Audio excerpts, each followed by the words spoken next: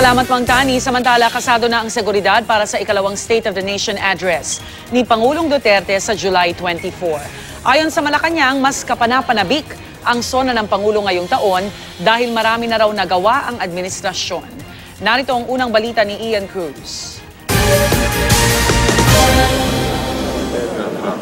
Puspusan ang paghahanda ng Certificate at Arms ng Batasan Pambansa pati na ng NCRPO para tiyakin ang seguridad sa araw ng sona ng Pangulo. Nasa 1,500 ang maximum na imbitado sa sona ng Pangulo na siya ring full capacity ng session hall.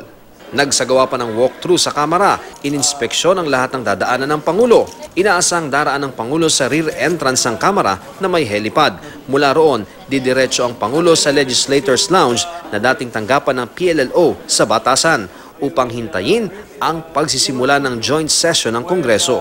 Iba na yung konteksto ngayon, di ba? Yung unang SONA, bago pa lang Pangulo si Presidente Duterte. Ang ngayong pangalawang SONA ay marami na akong accomplishments na nangyari. So in that context itself, iba na. Kinumpirma naman ni Andanar na si Brillante Mendoza muli ang magdidirect ng SONA ng Pangulo. Hindi po masasapanlasa ng ibang kritiko ang pagdidirect ng direktor sa TV coverage noong isang taon. Pero ang ate baby ng Pangulo, walang nakikitang problema.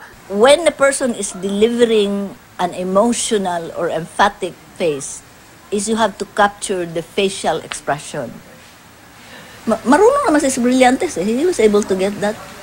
Sa TV sa bahay daw siya manunood ng SONA ngayong taon. Ano kaya ang gusto niyang marinig?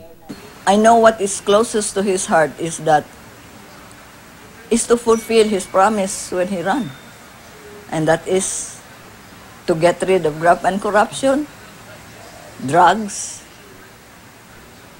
Pinaka-prime talaga niya is to restore the country's peace and order.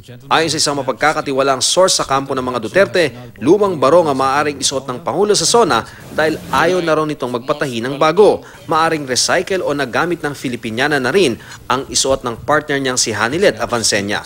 Mula rito sa Davao City, para sa unang balita, Ian Cruz reporting.